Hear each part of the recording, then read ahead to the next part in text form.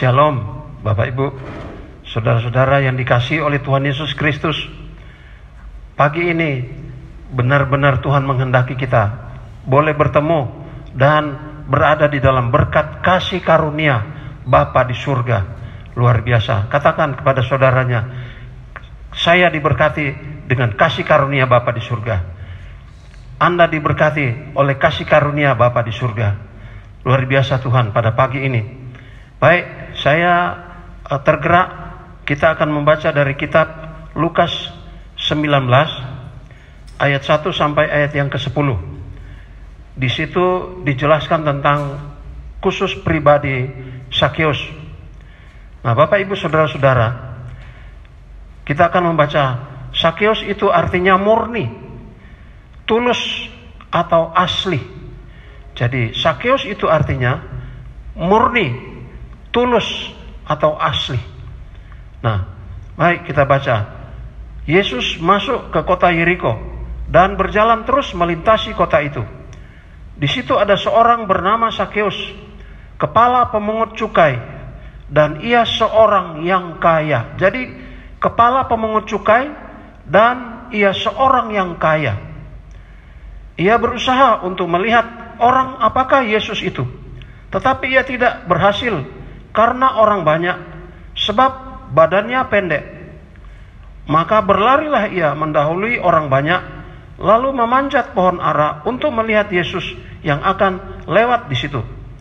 Ketika Yesus sampai ke tempat itu, ia melihat ke atas dan berkata, Sakeus, segeralah turun, sebab hari ini aku akan menumpang di rumahmu. Lalu Sakeus segera turun dan menerima Yesus dengan sukacita. Tetapi semua orang yang melihat hal itu bersungut-sungut. Katanya, ia menumpang di rumah orang berdosa. Tetapi Sakeus berdiri dan berkata kepada Tuhan, Tuhan, setengah dari milikku akan kuberikan kepada orang miskin. Dan sekiranya ada sesuatu yang kuperas dari seseorang, akan kukembalikan 4 kali lipat. Kata Yesus kepadanya, hari ini telah terjadi keselamatan kepada rumah ini, karena orang ini pun anak Abraham. Sebab anak manusia datang untuk mencari dan menyelamatkan yang hilang. Nah, Bapak Ibu saudara-saudara yang dikasihi oleh Tuhan Yesus Kristus, tema kita pada hari ini adalah tema yang agak istimewa Bapak Ibu. Karena tema ini adalah tema yang berhubungan dengan pribadi Sakeus yang dikatakan di dalam ayat 2. Di situ ada seorang yang bernama Sakeus, kepala pemungut cukai dan seorang yang kaya. Jadi tema kita adalah orang kaya yang bertobat. Coba sebut sama-sama, orang kaya yang bertobat. Nah, Bapak Ibu saudara-saudara, kenapa? Karena di dalam Markus 10 ada dikatakan bahwa sangat sulit bagi orang kaya untuk masuk dalam kerajaan surga. Nah, Bapak Ibu saudara-saudara, ini jarang sekali dibahas Bapak Ibu. Jarang sekali dibicarakan. Padahal sebetulnya orang-orang kaya, mereka juga adalah jiwa-jiwa yang perlu masuk dalam kerajaan surga. Hanya persoalannya sekarang ini mereka terbabit oleh kekayaan itu sehingga mereka tidak bisa memperhatikan firman Tuhan. Nah, ini bukan berarti saya tidak mendorong Bapak Ibu untuk tidak boleh jadi kaya. Bapak Ibu boleh jadi kaya. Kalau perlu kaya raya, tapi di hadapan Tuhan dan takut akan Tuhan. Seperti Abraham dikatakan kaya, seperti Ishak dikatakan semakin kaya. Dan mereka takut akan Tuhan. Ayub, dia adalah seorang yang kaya, pengusaha yang kaya Bapak Ibu. Tetapi rendah hati dan takut akan Tuhan. Daud, dia adalah seorang raja, pejabat yang kaya raya. Bukan hanya jabatan saja yang dia punya. Raja yang kaya raya, tapi dia takut akan Tuhan.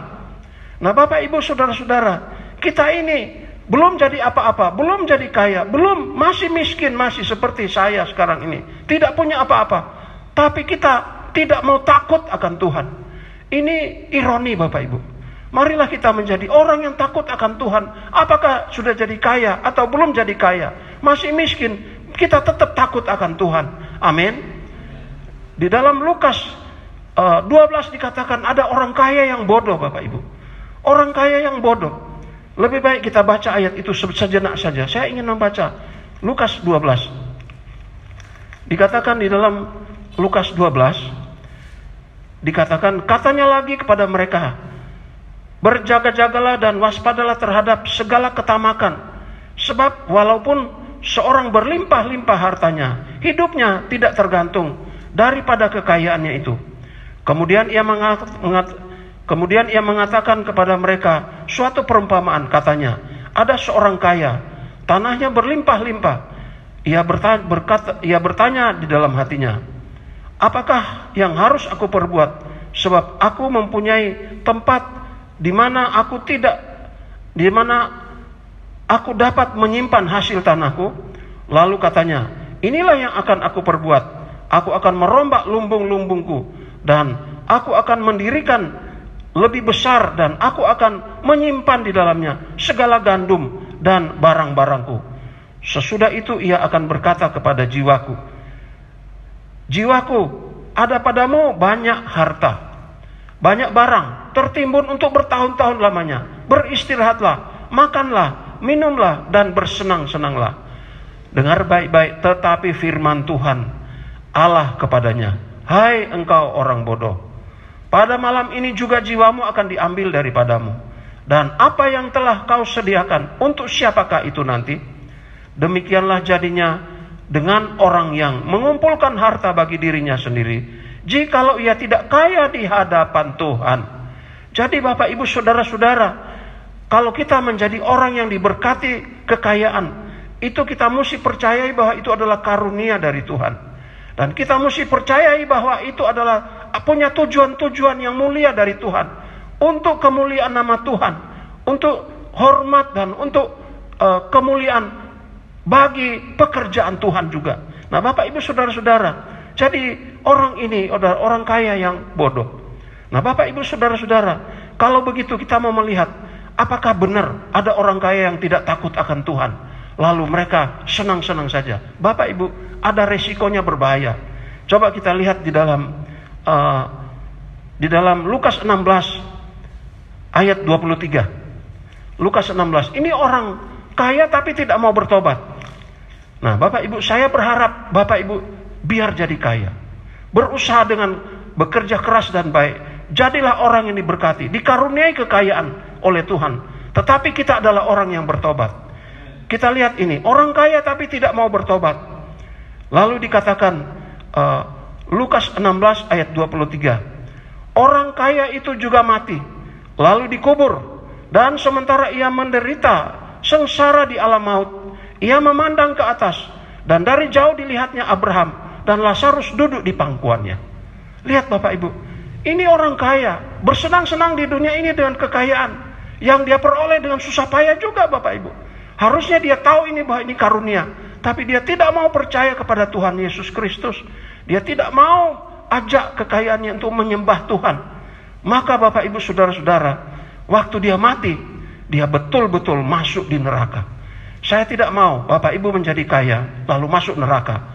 Saya merindukan Bapak Ibu berusahalah sebaik mungkin, berusahalah dan bekerjalah dengan baik dan giat di dalam Tuhan, supaya kalau Bapak Ibu berhasil dalam kekayaan usaha Bapak Ibu, maka Bapak Ibu tetap ada di dalam Tuhan.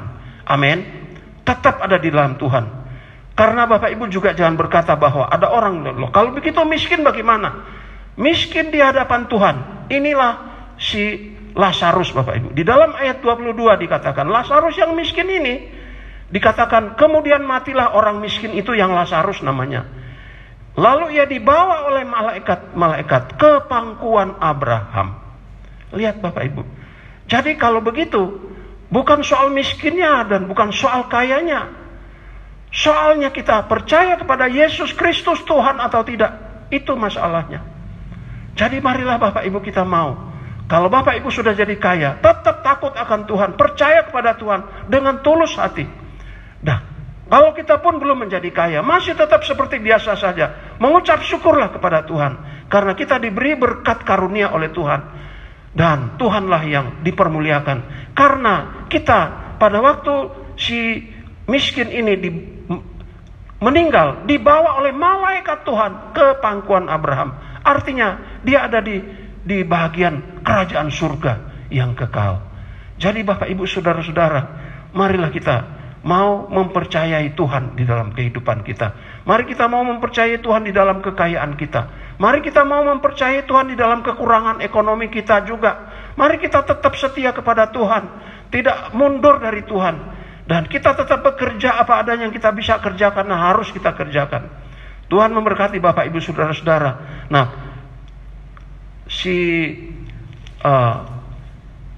Sakeus ini adalah orang yang kaya dan pejabat di kota Yeriko. Jadi dia adalah seorang kepala pemungut cukai seluruh kota Yeriko. Jadi dia pejabat dan dia dikatakan adalah seorang yang kaya. Mari kita mau melihat Sakeus ini adalah orang bijaksana, orang kaya yang bijaksana. Sakeus ini adalah pejabat tinggi yang bijaksana dan dia kaya, dia tidak terbabit oleh kekayaannya, tetapi dia memandang kepada Tuhan. Dan dia melihat apa yang harus dia lakukan untuk Tuhan. Nah, kita mau melihat semua orang kaya ataupun miskin. Lihatlah Lazarus sekarang ini. Apa yang kita perlu pelajari dari Lazarus ini yang patut kita teladani? Pertama-tama Bapak Ibu, tadi kita melihat bahwa Sakeus itu artinya murni Bapak Ibu, tulus dan sejati. Nah, jadi Bapak Ibu kita melihat Sakeus ini. Pertama-tama apa yang kita patut teladani dari Sakeus ini Bapak Ibu? Apa yang kita perlu teladani dari Sakeus? Padahal dia seorang pejabat terhormat. Harusnya pejabat terhormat biasanya sombong, tinggi hati. Harusnya seorang kaya biasanya sombong, tinggi hati, dan tidak mau hormat kepada firman Tuhan dan kepada pekerjaan Tuhan, kepada status sebagai anak Tuhan. Dia merasa tidak menghargai. Tetapi Sakeus berbeda Bapak Ibu. Sakeus berbeda luar biasa. Dia pejabat yang berbeda dengan pejabat yang lain. Dia orang kaya tetapi berbeda dengan orang kaya yang lain. Apa yang patut kita teladani dari Sakeus ini? Pertama-tama, Sakeus itu di dalam ayat 6, dia menerima Tuhan Yesus sebagai juru selamatnya dengan sukacita. Coba kita baca. Lalu Sakeus segera turun dari pohon itu dan menerima Yesus dengan sukacita di dalam hatinya. Dia menerima Yesus Bapak Ibu. Marilah kita, apakah kita masih miskin, kita masih kekurangan, kita masih sedang-sedang saja, atau kita sudah jadi kaya, atau kita sudah jadi pejabat, dihormati. Mari kita mau terima Yesus Kristus sebagai Tuhan di dalam hidup kita. Supaya Tuhan dipermuliakan dalam jabatan kita. Supaya Tuhan dipermuliakan dalam kekayaan kita. Supaya Tuhan dipermuliakan dalam kemiskinan kita juga. Kalau ternyata kita anak Tuhan yang miskin, Tuhan juga malu. Kenapa? Anakku kok begini-begini terus. Pekerjaannya aku tingkatkan dia. Jadi Tuhan bisa tolong kita untuk naik tingkat derajat, status sosial kita. Jadi Bapak Ibu Saudara-saudara, sebaliknya ini orang kaya, pejabat, betul-betul dia terima Tuhan Yesus sebagai juru selamat di dalam hidupnya.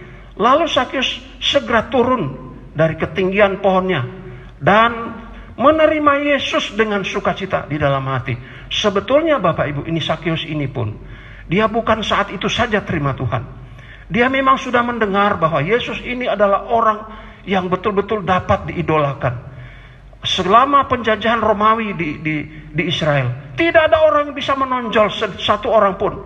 Semua orang dibabat habis oleh kerajaan Romawi. Mati semua. Tapi ini Yesus Kristus, dia membangkitkan orang mati, dia menyembuhkan orang sakit, dia mengusir setan. Apa saja yang diperbuat oleh Yesus bisa terjadi. Dan diperkirakan inilah orang yang akan membela orang Israel. Dan dia diidolakan oleh banyak orang, termasuk Sakeus. Nah, lihat Bapak Ibu, kita akan lihat sejenak lebih jauh. Nah, Sakeus ini lahir baru Bapak Ibu. Pada waktu dia dengar Yesus itu melakukan mujizat, Yesus itu mengampuni dosa-dosa, dia langsung berkata, Tuhan, saya ini orang pemungut cukai yang tidak disukai banyak orang. Saya mohon ampun Tuhan. Jadi dia minta ampun pribadi di dalam dirinya. Cuma mendengar kabar-kabar tentang berita tentang Yesus ini.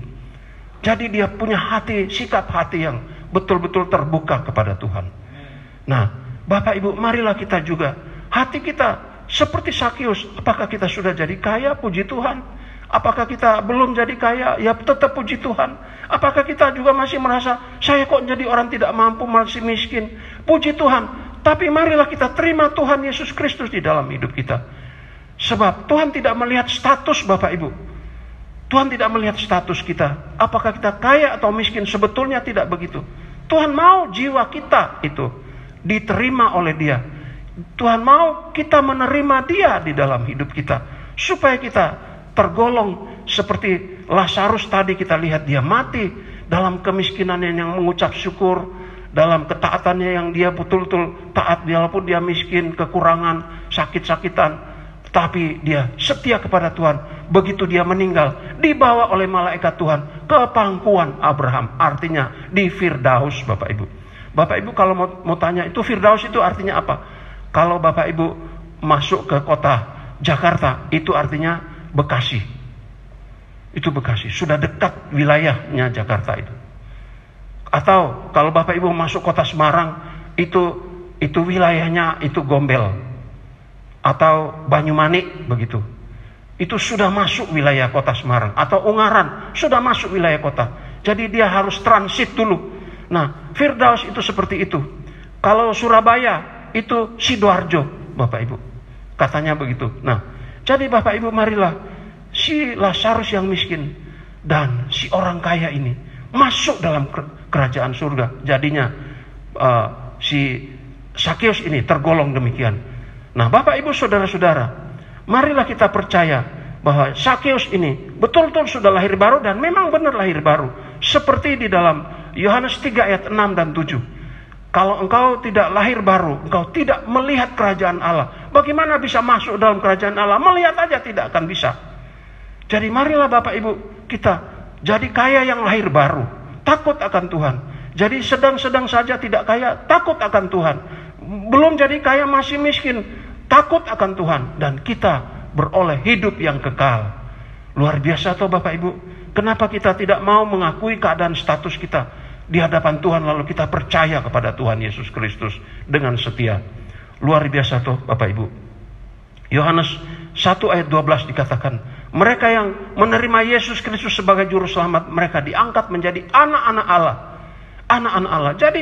Jadi Sakeus ini dia seorang pejabat jadi anak Allah, Bapak Ibu. Sakeus ini dia seorang kaya yang jadi anak Allah. Bagaimana mungkin kalau dikatakan bahwa sulit bagi orang kaya untuk masuk dalam kerajaan surga? Kalau dia mau bertobat memang tidak sulit. Tapi kalau dia tidak mau bertobat memang sulit. Nah, Bapak Ibu saudara-saudara, satu kali waktu ada seorang muda yang kaya di Markus 10. Dia berlari-lari datang kepada Tuhan Yesus. Tuhan, apakah yang harus kuperbuat untuk memperoleh hidup yang kekal?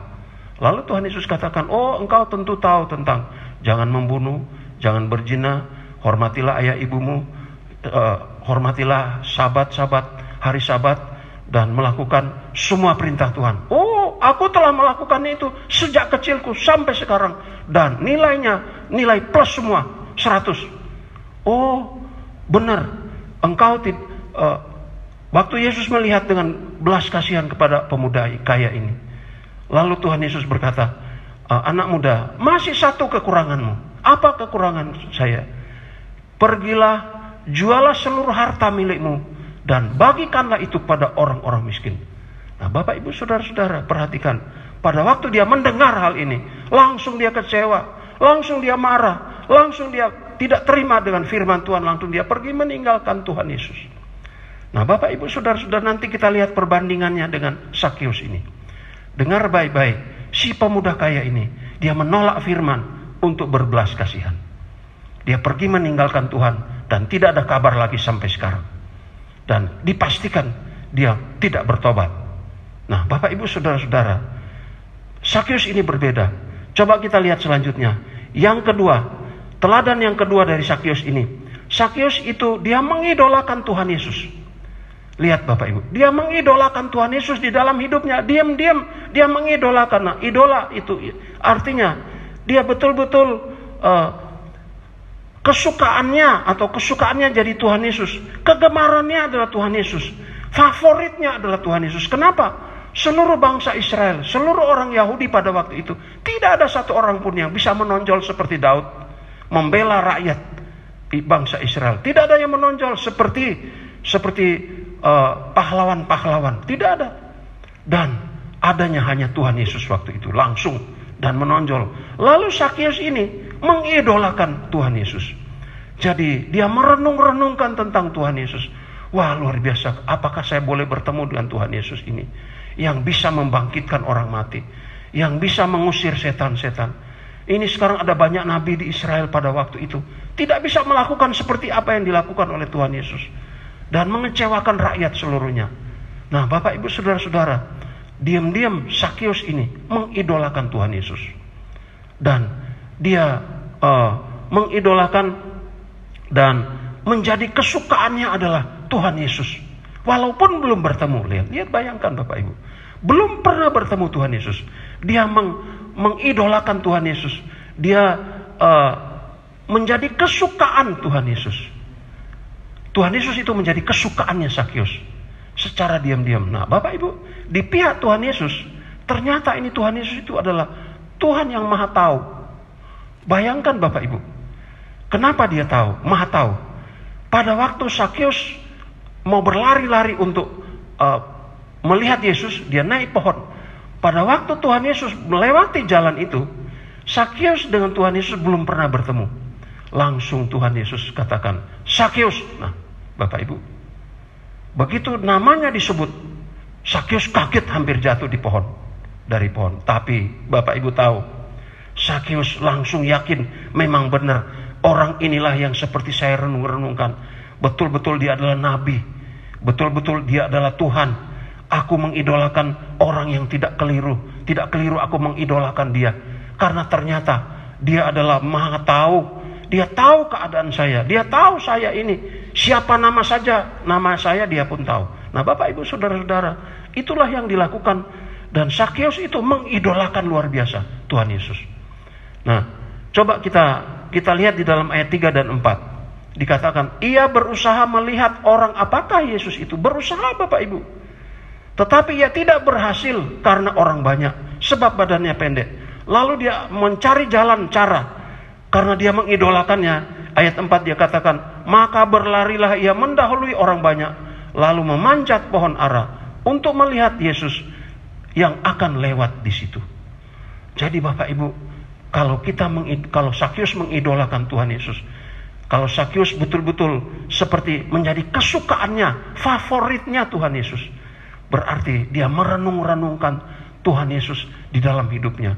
Setelah dia selesai sedang bekerja, dia masih merenung-renungkan bagaimana ya caranya dia membangkitkan orang mati, bagaimana caranya dia mengusir setan, bagaimana caranya dia menyembuhkan orang sakit tapi tidak bayar, padahal seluruh tabib-tabib itu harus bayar untuk segala sesuatunya. Nah, Bapak Ibu, jadi dia mengidolakan. Dia betul-betul menjadi kesukaan dari Sakius Tuhan Yesus ini. Bapak Ibu tahu di firman Tuhan dikatakan Mazmur 100, Mazmur yang pertama ayat 2 dan 3. Orang yang berbahagia adalah orang yang kesukaannya Taurat Tuhan. Dan dia merenungkan Taurat itu siang dan malam. Jadi Sakius ini, karena Yesus sudah menjadi kesukaannya, dia merenung-renungkan tentang Yesus Kristus. Dia merenung-renungkan tentang kuasa yang ada di dalam Yesus itu dari mana ya. Dia merenung-renungkan tentang mujizat yang dilakukan oleh Yesus. Siapanya dia. Dia merenung-renungkan. Dan dia ingin mengikut Tuhan Yesus. Jadi hatinya sudah ingin. Nah, Bapak Ibu Saudara-saudara, itu sebabnya dia menerima Tuhan Yesus. Dan itu sebabnya Tuhan Yesus menemui dia. Karena Tuhan Yesus Maha Tahu. Bapak Ibu, dia tahu hati kita juga pada waktu sekarang ini. Di setiap tempat kita berada, dia tahu. Apa yang kita pikirkan, apa yang kita renungkan, Tuhan Yesus tahu saat ini. Kalau itu tidak benar di hadapan Tuhan, mari kita berubah. Dan Sakius dia benar di hadapan Tuhan tentang Yesus. Jadi dia betul-betul berusaha untuk menemui Tuhan Yesus. Nah, Bapak Ibu Saudara-saudara, ia betul-betul dapat bertemu dengan Tuhan Yesus. Nah, Bapak Ibu Saudara-saudara, mari kita menjadi seperti Sakius, mengidolakan Tuhan Yesus. Bapak Ibu, keidolaan kita siapa?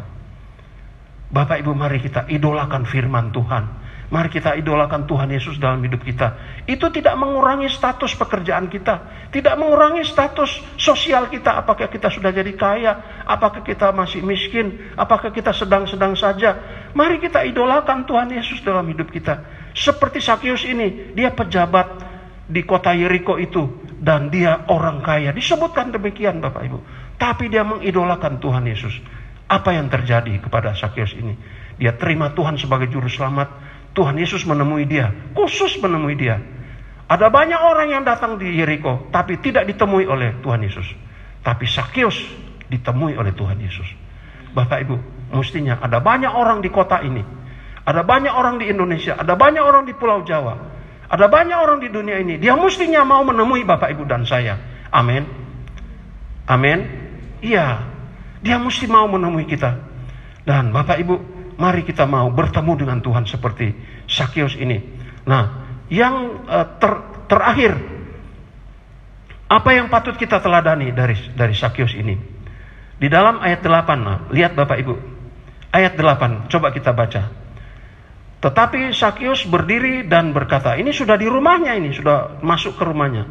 Tetapi Sakeus berdiri dan berkata kepada Tuhan, Tuhan, setengah dari milikku akan kuberikan kepada orang miskin. Dan sekiranya ada sesuatu yang telah kuperas dari seseorang, akan kukembalikan 4 kali lipat. Bapak Ibu lihat, jadi Sakeus dia pertama-tama sudah terima Tuhan sebagai juru selamat. Kedua, dia mengidolakan Tuhan Yesus dan merenung-renungkannya. Dan waktu dia terima Tuhan Yesus di rumahnya, masuk ke rumahnya, waktu itu baru 1 kali itu Tuhan Yesus datang ke rumahnya. Dan Sakeus baru 1 kali itu bertemu dengan Tuhan. Belum duduk, semua belum duduk. Belum ada doa pembukaan. Belum ada sambutan. Langsung Sakeus berkata, Tuhan, nah lihat, Tuhan, separuh dari milikku akan kuberikan kepada orang miskin. Wih. Lalu dia tambah lagi yang kedua. Kalau ada orang yang telah aku tipu, aku peras, aku akan kembalikan 4 kali lipat. Nah, lihat Bapak Ibu. Jadi yang ketiga atau yang terakhir yang patut kita teladani dari Sakeus. Sakeus adalah orang yang berbuah-buah di dalam hidupnya. Dia tidak hanya sekedar percaya Tuhan Yesus. Bayangkan Bapak Ibu, baru 1 kali dia bertemu dengan Tuhan Yesus. Belum doa pembukaan di dalam ibadah, belum ada firman Tuhan disampaikan. Sakeus sudah berbuah-buah. Nah, Bapak Ibu, kita ini sudah puluhan tahun ikut Tuhan. Sudah puluhan tahun kita sudah ikut Tuhan lama, sudah banyak dengar firman Tuhan, banyak dengar pelajaran-pelajaran. Kita masih medit Bapak Ibu. Tapi saya juga melihat banyak orang anak Tuhan yang tidak medit. Banyak orang, banyak anak Tuhan yang betul-betul bertumbuh. Tapi coba bayangkan, bandingkan dengan Sakeus. Sakeus ini baru 1 kali ketemu Tuhan Yesus. Belum kebaktian, belum ada kebaktian. Dia hanya dengar-dengar saja. Tapi dia sudah percaya dan yakin luar biasa. Lalu dia ada kerinduan di dalam hatinya. Kalau aku bertemu dengan Tuhan Yesus, aku mau ikut Tuhan Yesus, aku mau bertobat. Aku adalah seorang yang dimusuhi banyak orang karena aku banyak kali menipu. Seorang yang penagih-penagih itu suka menipu. Dan dia merasa bersalah dan berdosa. Nah, penagih pajak, lalu apa yang dia pikirkan? Dia mengampuni dosa. Aku juga pasti diampuni dosaku. Aku mau bertobat. Lalu apa yang dia lakukan? Begitu sampai di rumahnya, dia langsung berbuah Bapak Ibu. Dia katakan, Tuhan, separuh dari kekayaanku aku berikan kepada orang-orang miskin. Nah, jikalau ada yang telah aku peras, aku akan kembalikan 4 kali lipat. Saya mau tanya Bapak Ibu, waktu Sakeus mengatakan ini, dia sudah lakukan belum? Sudah?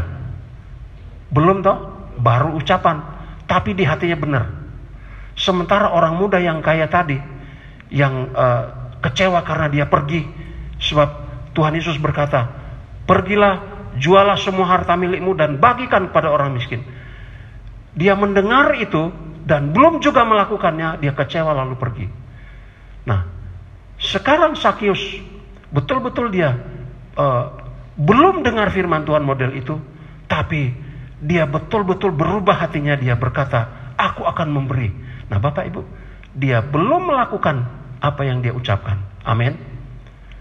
Separuh dari miliknya belum dia lakukan, tapi dia ucapkan di hadapan Tuhan.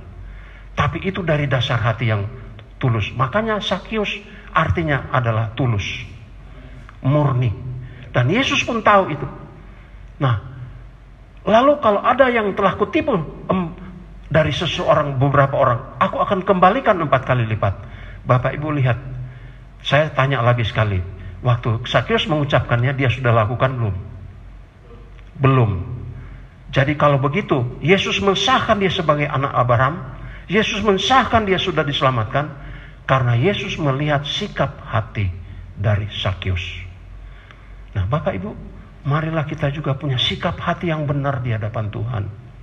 Bahwa Tuhan, aku ini sudah diberkati dari sekian sampai sekian. Hatiku tetap ingin melakukan apa yang terbaik bagi Engkau. Amin. Mari kita punya sikap hati model itu. Karena satu kali waktu Bapak Ibu nanti akan diberkati. Saya percaya kalau kita betul-betul, karena kita tulus di hadapan Tuhan, seperti Sakius artinya adalah tulus, murni, asli, maka Tuhan tidak akan ragu-ragu dengan Bapak Ibu yang model Sakius ini. Dan Tuhan Yesus juga tahu bahwa dia waktu menyebutkannya dia belum melakukan, tapi hatinya murni. Dan Tuhan Yesus jamin dia mau melakukan. Bapak Ibu, marilah kita juga menjadi seperti Sakius. Amin. Bapak Ibu mungkin memang belum jadi kaya. Biarlah kita punya hati untuk berkorban bagi pekerjaan Tuhan. Biarlah kita punya hati untuk berkorban bagi orang-orang yang tidak mampu. Biarlah kita punya hati berkata, Tuhan, apabila aku sudah diberkati nanti aku akan memberi. Ini kasihan banyak orang yang kelaparan. Kemarin sore ada seorang ibu datang di pastori. Dia memang anak Tuhan dari gereja yang dia sebutkan. Lalu kita tidak membahas mengenai gereja. Lalu dia cerita, saya ingin pekerjaan Pak, boleh enggak? Lalu akhirnya ujung cerita, saya ini lapar, saya ingin makan, tapi bagaimana? Anak saya 2, enggak ada beras. Nah Bapak Ibu, saya masih ada beras. Lalu saya bilang, Ibu nanti pulang saya habis doakan dia, terus saya bawa dia beras. Dia bilang, puji Tuhan, terima kasih. Nah Bapak Ibu, ada beras di tempat saya, pas itu juga berkat. Maka saya langsung berkata, aduh ini pas kesempatan untuk memberikan buat ibu ini. Nah Bapak Ibu, dia kosnya di dekat-dekat gereja ini. Nah jadi Bapak Ibu, mari kita mau menjadi orang yang mau memuliakan Tuhan dari harta milik kita. Seberapa saja, sekecil apapun dan sebesar apapun, tetapi yang terpenting hatinya terlebih dahulu ingin memuliakan Tuhan. Luar biasa Tuhan kita. Biarlah Bapak Ibu menjadi orang yang kaya, yang bertobat dan berbuah seperti Sakius. Biarlah orang Bapak Ibu belum jadi kaya tapi bertobat seperti Sakius. Biarlah Bapak Ibu menjadi orang yang belum memang jadi kaya, tapi hati kita kepada Tuhan luar biasa, menggebu-gebu, merenung-renungkan Tuhan, mengidolakan Tuhan dalam hidupnya. Luar biasa Bapak Ibu. Mari kita berdiri bersama-sama. Saya akan berdoa bagi Bapak Ibu untuk firman Tuhan. Kita akan renungkan sejenak. Saya akan berdoa bagi Bapak Ibu. Bapa di dalam surga, kami berdoa khusus untuk setiap kami yang sudah ada di gereja ini dan yang ada di rumah pagi ini Tuhan. Kami percaya hati mereka menjadi seperti Sakius ini Tuhan. Betul-betul ada ketulusan hati di dalam hatinya. Karena Sakius itu artinya tulus, artinya murni, artinya asli dan setia kepada Tuhan. Maka Tuhan, Engkau berkati semua saudara-saudara yang hadir ini, dengan yang hadir ini diberkati oleh-Mu seperti Sakius. Sakius adalah pejabat dan dia kaya, tapi dia takut akan Tuhan, dia rendah hati di hadapan Tuhan. Terima kasih Bapa. Berkati semua Bapak Ibu yang sudah ada di rumah masing-masing. Dan siapa saja melihat video ini ataupun menonton, Tuhan berkati dengan sejahtera-Mu kepada mereka. Terima kasih Bapa. Kami patut bersyukur. Kami berterima kasih kepadamu dan terima kasih untuk firman-Mu. Dalam nama Tuhan Yesus kami sudah berdoa. Bapak Ibu pun sudah diberi bagian untuk perjamuan suci. Bapak Ibu, mari kita siapkan semua masing-masing.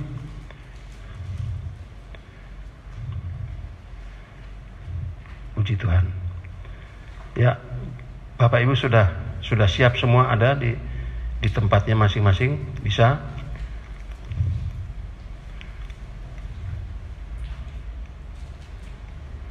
Ya.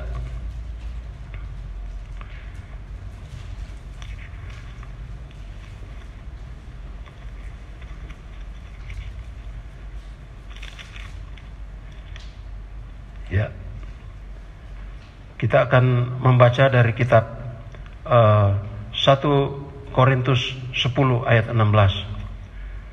1 Korintus 10 ayat yang ke-16.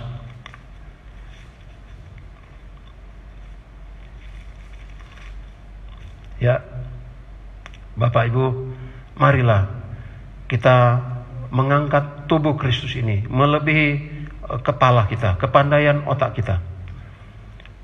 Dan firman Tuhan berkata demikian. Bukankah roti yang kita pecah-pecahkan adalah persekutuan dengan tubuh Kristus? Semua yang berkata amin, mari kita menyatu dengan tubuh Kristus dalam nama Tuhan Yesus.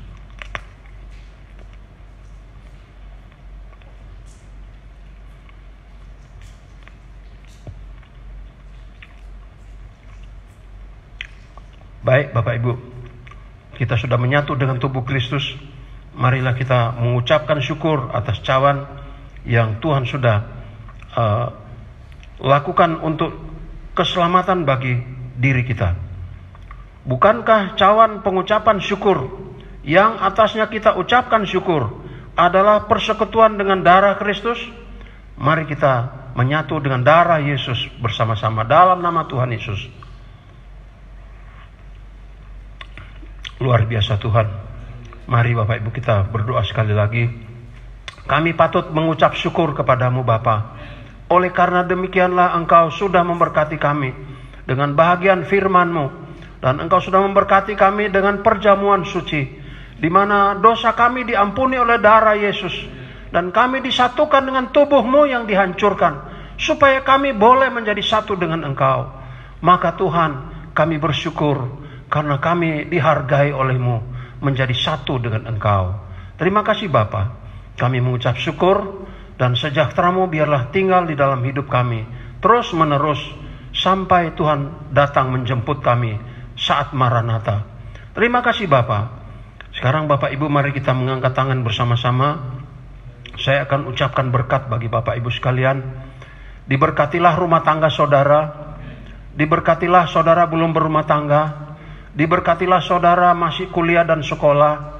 Diberkatilah semua usaha pekerjaan saudara, besar atau kecil. Diberkatilah.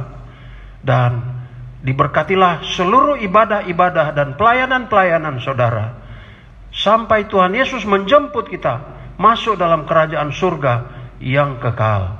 Kita semua yang percaya berkata, amin.